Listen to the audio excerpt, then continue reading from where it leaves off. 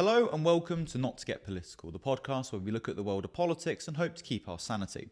Last weekend was the coronation of King Charles III. It was the first coronation in 70 years, which saw millions of people tune in to see this historic day. At the same time, protests against the monarchy were happening, asking whether the current financial hardships facing the UK we should really be paying for the coronation, and also whether we really need a monarchy at all. The most prominent protest was in London, where protesters found themselves arrested under the government's new anti-protest laws for all manner of reasons. To discuss this with me today is Ben Clinton from Republic, who call for the abolition of the monarchy and argue for a republic to replace it. Ben, thank you for coming on. How are you? I'm doing good at the moment. Okay, so how did you get into joining Republic, and how did you sort of become anti-monarchy?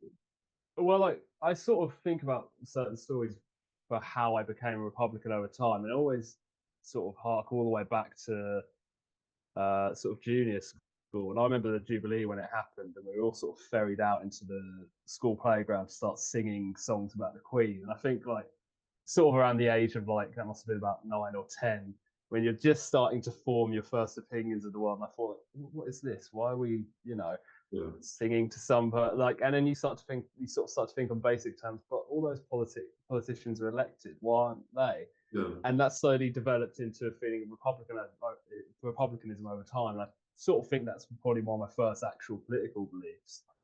But with Republic, I joined them I joined them sort of December of last year. I originally started organising in Labour for Republic, who are the Republican group in the Labour Party. And through the next few months, I'm now employed as their comms officer as well for Republic itself.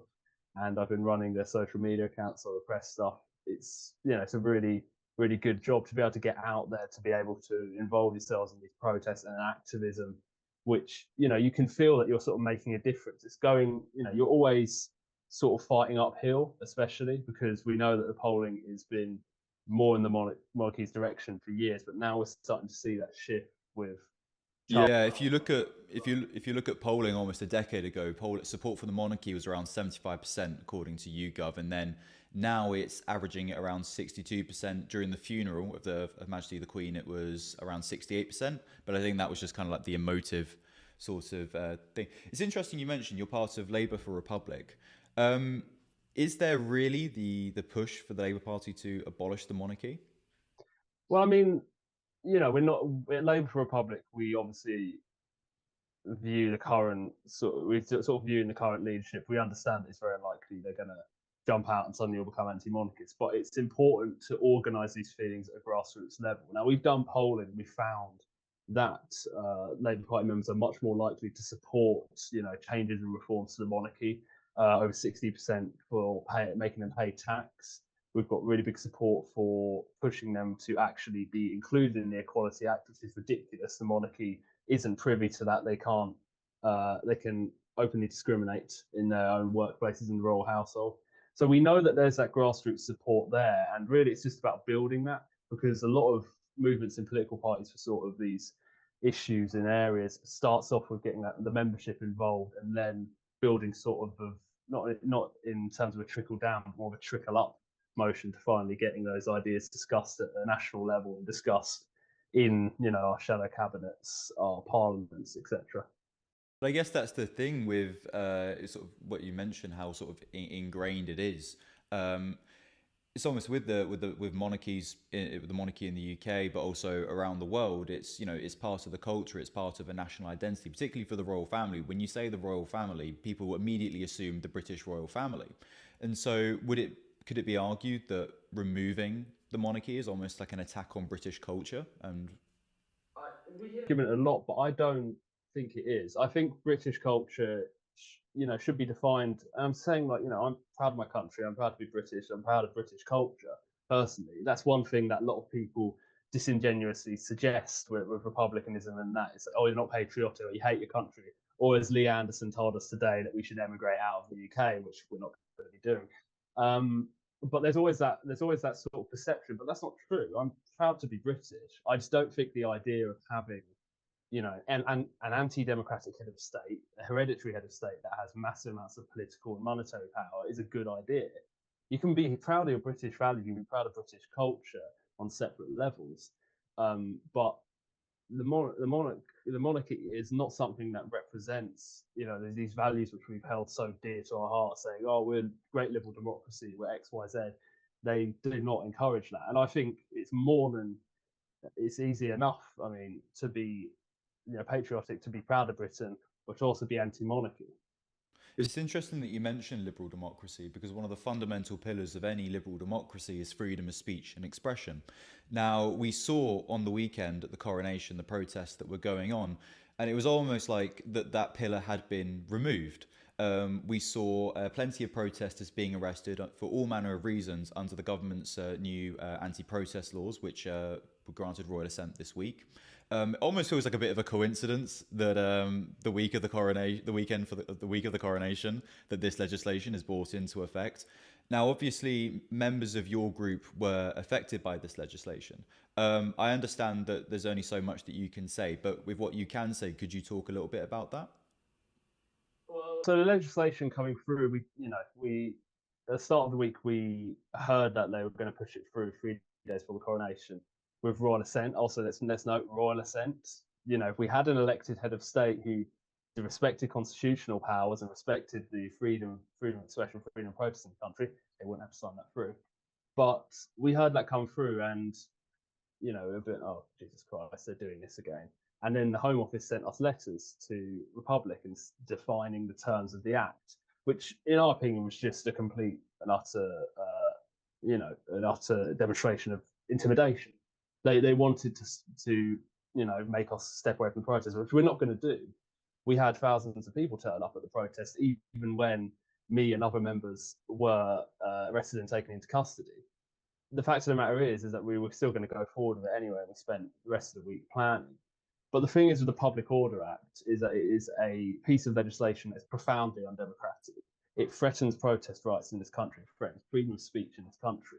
I personally oppose it, and I know many in the public do as well, and we want it repealed. Labour for Republic, we want it repealed as well. And we'd actually prefer for Labour Party politicians to come out against it, because it's not a controversial opinion to be against something that's clamping down on democracy.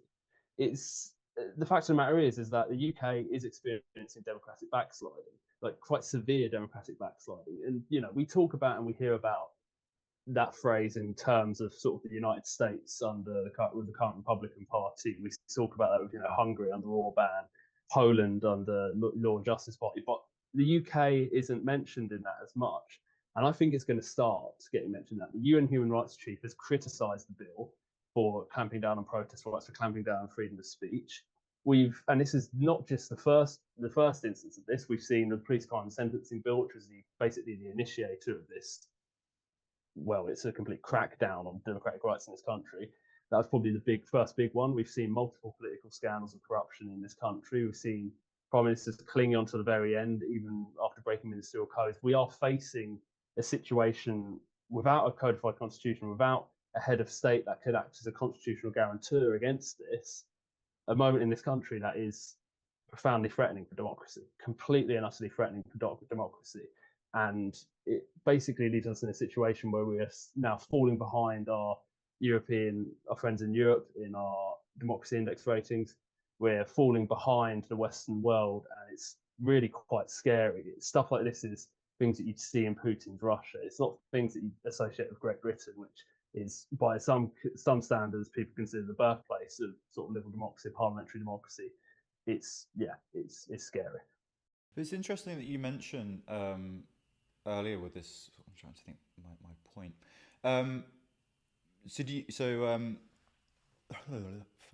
Lost it. No, that was really good. It's interesting that when you mentioned that you're getting sent these letters, and that there was very much this clear, and the Mets issued a statement, they put it out on Twitter. We talked about this in our last episode with Jay Akbar, where it basically said that their tolerance for disruption and protest was going to be low. So it's almost like they warned you, and you still went ahead.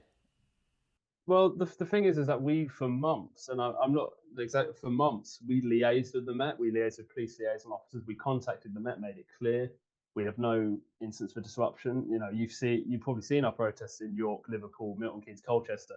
We're not a disrupted protest group. We're a peaceful protest group. pretty standardised and all of that. And we liaised with them for months on end. We made sure that everything was going to be A-OK, that we were allowed to do what we were going to do, which did end up happening. We were allowed to do what we were going to do, but muted considering our arrests. And then they just blew that all apart by deciding to intern 8 of our protesters.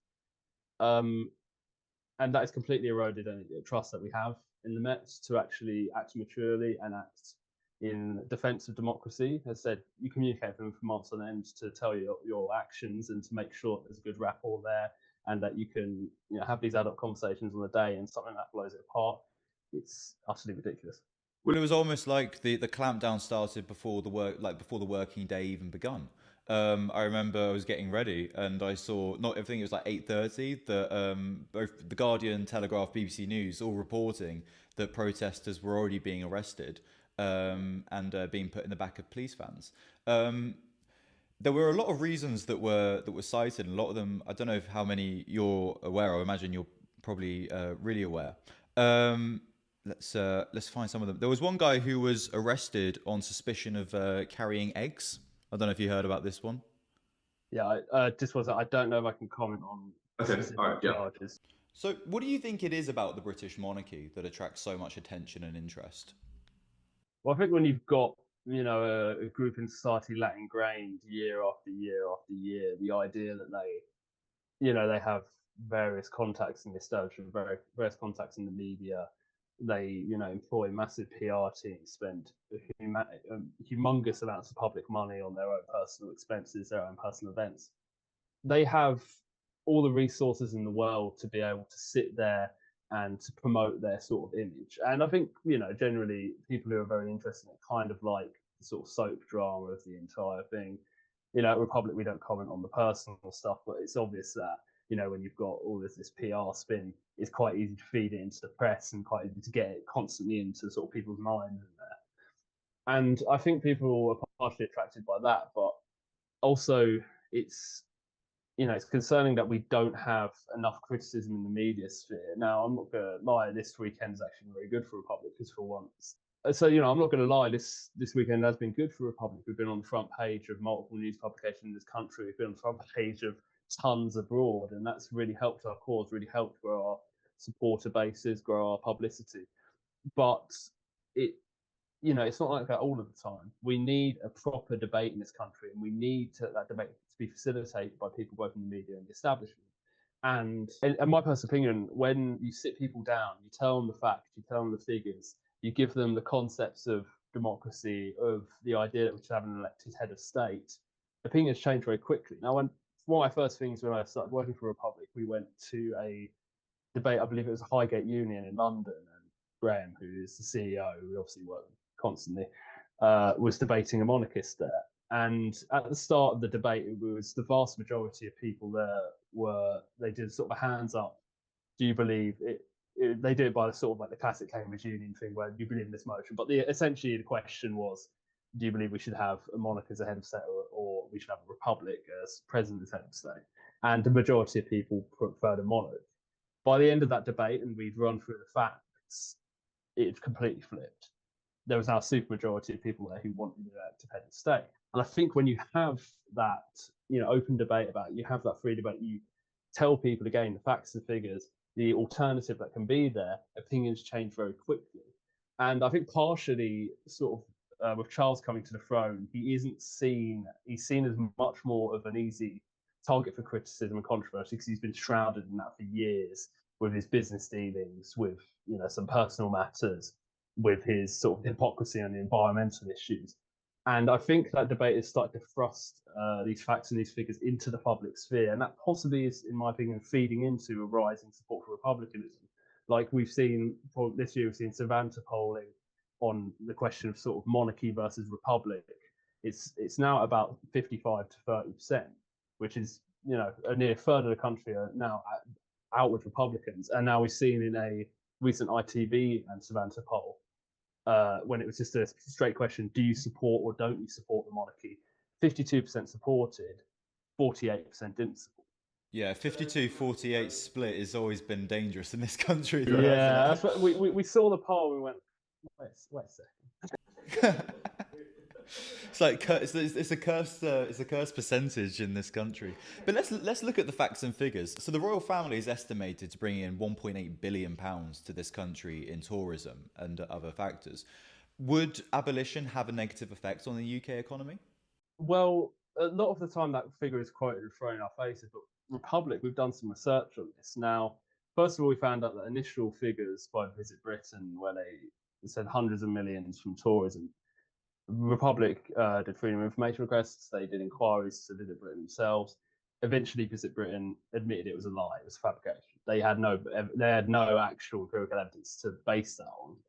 And then we sort of look at the idea. A lot of that sort of 1.8 billion is often moved in from sources of royal revenue.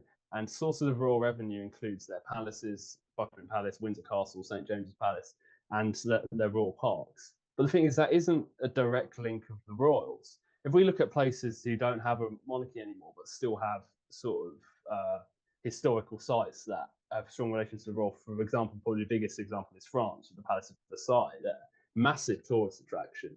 They have millions of visitors each year. It's iconic. The fact of the matter is that people aren't coming to these attractions to see the royals because the royals aren't there most of the time. They're out somewhere else, or alternatively, they're just hiding in their sleeping quarters.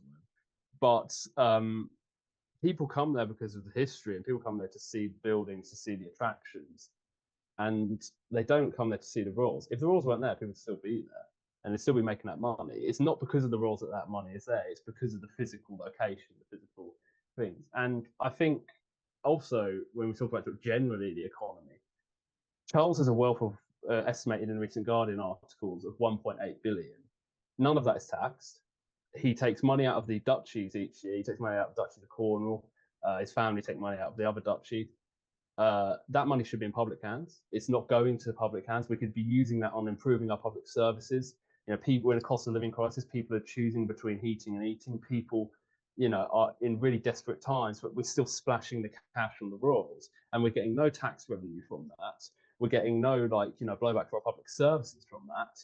They are allowed to keep all of that money, and really the difference in their sort of tourism figures, etc., isn't negligible enough to consider them a good financial product. And at the same time, we don't know the full extent of that because we can't freedom of information request most of the stuff the royals are involved with because they're not privy to the Freedom of Information Act. So we don't actually know the true extent of either their wealth or their cost to the country. So at the moment, sort of economically, I don't think they're in any way beneficial. And we won't be able to know that until other things like FOI is finally extended to them. But with the royal family, they have very extensive charity networks. They're very sort of keen to be seen to be giving back. If you look at with King Charles, for example, the coronation, he gave a very hefty sum of money to food banks and other charities. Prince William and Princess Kate have also visited food banks and also sort of shown their support. So there is clearly that element that they are sort of giving back to the country, would you not say? No, because, for example, the food banks bit, especially with William and Kate, have made a big palaver of going to them in recent weeks. Often that is only a short drive from their residence in Windsor. The fact of the matter is that we can say they have these charitable donations, but we've gained a lot more revenue if we tax them, we put them back into public works. And at the same time, we obviously talk about the Prince's Trust and when Charles was Prince of Wales, that sort of thing. But that hasn't endeared him to young people. Young people now support a republic, and overwhelmingly, just on a straight don't support question, overwhelmingly don't support the monarchy. It hasn't proved well for him, and it's not to say that some of the stuff the charity has done isn't good. Of course, it has helped a lot of people, but at the same time, we could be directly funding that with Charles's own taxing Charles's own personal income, his own wealth, instead of having to rely on charity for it. And I think, also we have situations where they try and claim, especially with Charles, that he is some sort of environmental crusader, which is nonsense. Him and Camilla's carbon footprint is 40 times that of the average UK citizen. And also, we don't know the full extent of that because that is only on public trips. They're very happy to fly across a few miles on a helicopter. It emits massive amounts of emissions. But at the same time, they're still trying to claim that they're some sort of green revolutionaries, which is nonsense, pretty much. So it's interesting you mentioned young people and lack of support for the monarchy. What do you think has contributed to that lack of support? Well, I think, in my opinion, and usually we go back when you sort of ask even generally about why you're opposed to the monarchy, I always quote democracy and equality. And I think for young people at the moment living in a country that has a fragile democracy, living in a country where economic and social inequalities are exacerbated massively compared to our neighbours in Europe, compared to the rest of the Western world, we're having a cost of living crisis. I think people look at the monarchy, a symbol of sort of anti-democratic rule. People look at the monarchy, a symbol of economic injustice with their massive amounts of wealth that aren't taxed, their massive amounts of wealth that they use to try and control public opinion. And people are opposed to that. And young people who we're now seeing increasingly getting involved constantly in activism. And I know just from being at our protests, we're getting more and more young people. It draws them to these ideals of reform. And I'm not going to say radical because I don't think it's radical at all that we want a properly democratically elected head of state. That phrase gets thrown about us all the time as well. That we, some sort of radical revolutionary society. No, we just want to be able to elect our head of state, which by any liberal democracy you should surely be able to do in some way, shape, or form. But again, that idea of being able to reform the prime conditions of our living in this country, as said, our democratic rights and our economic rights, I think that attracts young people who, again, are feeling increasingly uncertain about their future. So let's look at that reform. How would it look? How would the UK look? Let's say the monarchy is gone, it's been abolished. How would the UK be reformed? So, Republic, we have a few broad points on that. Firstly, and another thing, I always refer back to the idea of people throwing around accusations, but a lot of people go, "Well, you just want President Johnson or Blair or Sunak or Starmer," but that's not what we want. A republic. We want an elected head of state in a parliamentary system. We still believe that that part is best when Parliament, a large group of voices, decides on the laws and decides on sort of our direction as a country politically. But a head of state should be there to be a constitutional guarantor, should represent you on the world stage, and should provide guidance for the nation, all of which Charles didn't do.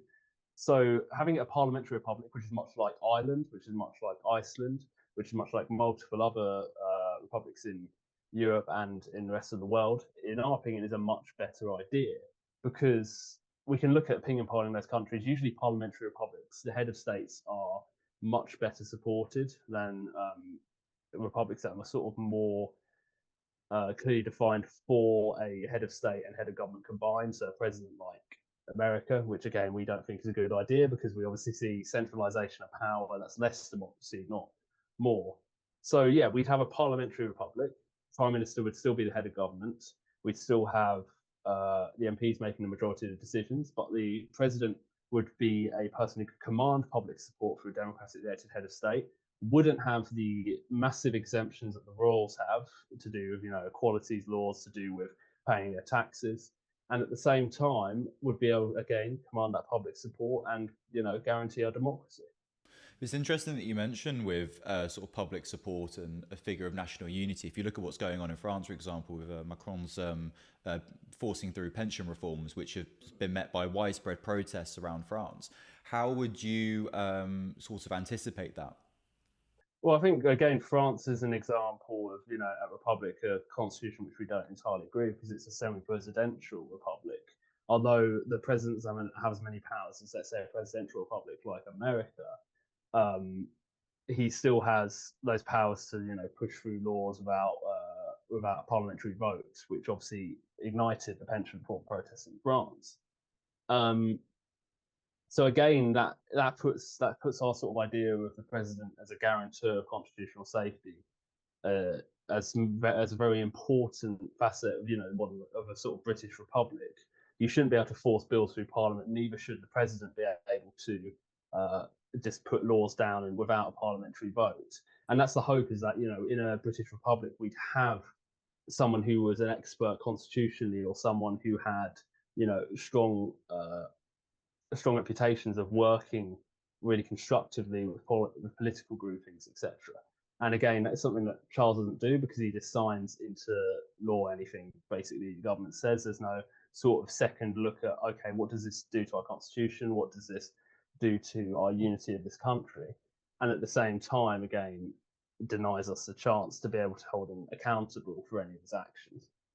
So it's interesting that you sort of mentioned with sort of creating a president. Now, we've seen with many sort of inauguration ceremonies, for example, there are these big lavish displays. You think of the ones that go on in the US, France, for example.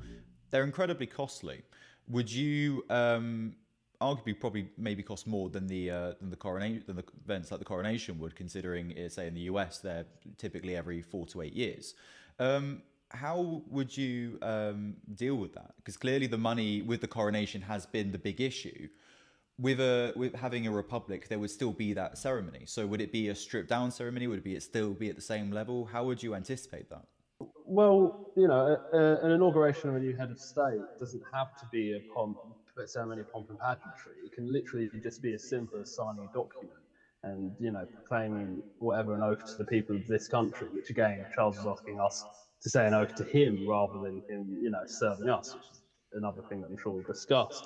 But we don't have to have a ceremony that costs 250 million as parades come from central London that takes up loads of TV and police time. It's pointless. You should just have a simple, you're the president now, sign here, etc. The fact of the matter is again.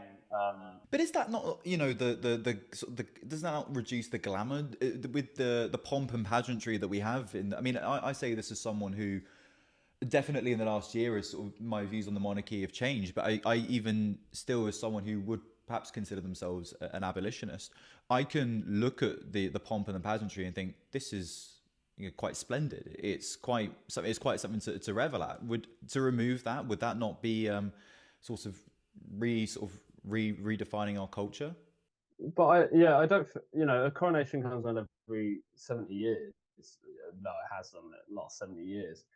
But the fact of the matter is that not every king or queen in this country has had a coronation. It's not a constitutional requirement in any way whatsoever. It's just a way to put their own personal vanity parade out there and to promote their brand.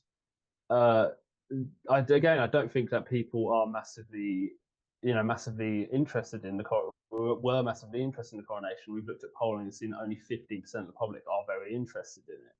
And again, I don't think in the future that's having that giant sort of explosion of ceremony that spends so much public money and wastes so much public time is a necessary thing.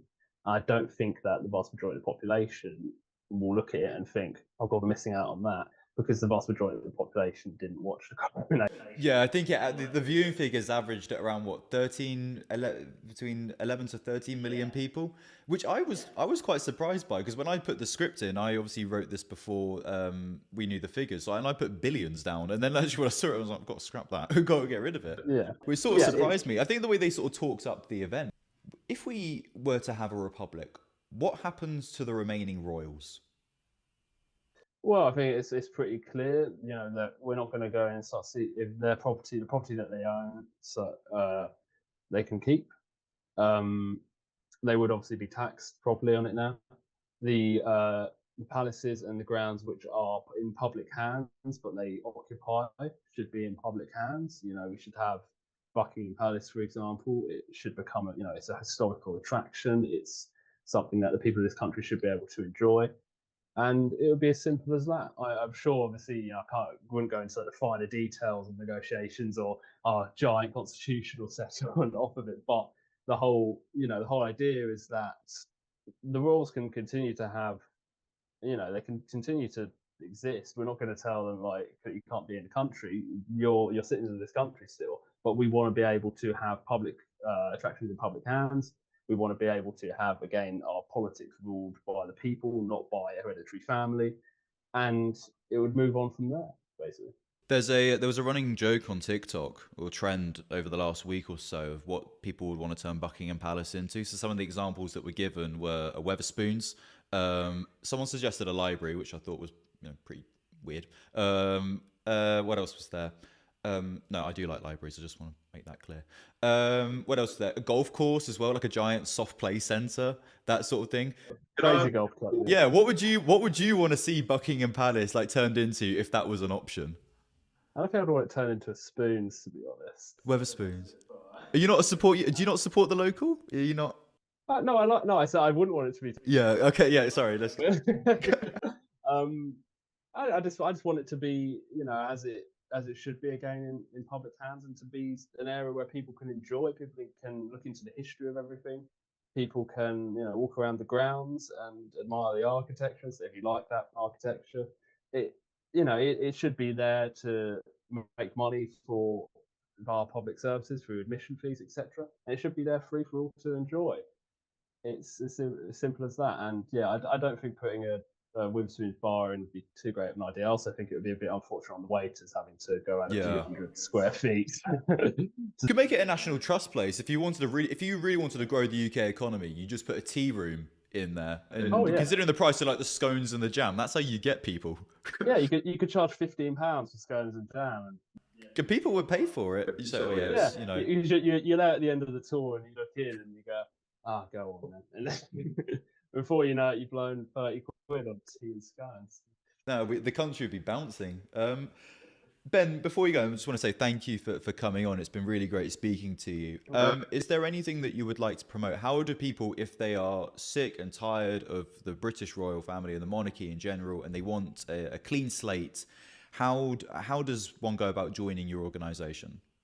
Just go over republic.org.uk. I've got a little tab where you can join. In the last few days, obviously it was very unfortunate what happened, but our membership has grown massively. So that has really helped us, and we're building a movement. We're keeping the momentum going.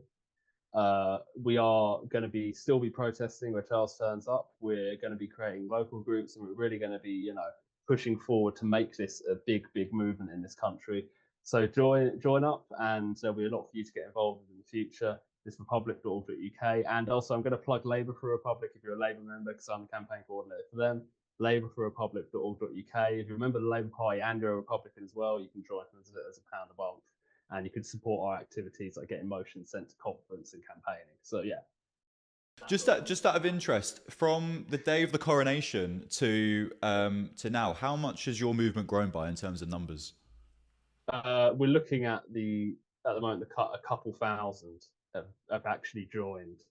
It's been tremendous, and like being able to logging onto Twitter and seeing like hundreds of messages of support and solidarity, it's just it does warm your heart after all. That was one thing that I've seen like with Twitter and the discourse, and obviously this weekend Premier League clubs football clubs across the UK were asked to sort of play. I don't know if they were asked, but they played the national anthem. And obviously in Liverpool, the Liverpool fans didn't exactly respond too well to that. And I say that as a Liverpool fan. And all power to them, really. They booed the anthem. Do you think stuff like that is sort of helpful to Republican movements? Or does it help the allegations that you guys don't like this country?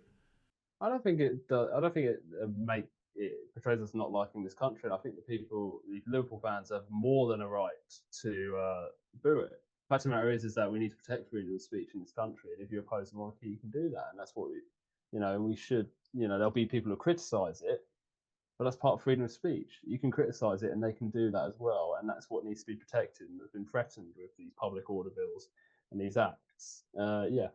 I mean, I'm a Spurs fan, so I did. Oh, I'm sorry to hear that. When I was inside, but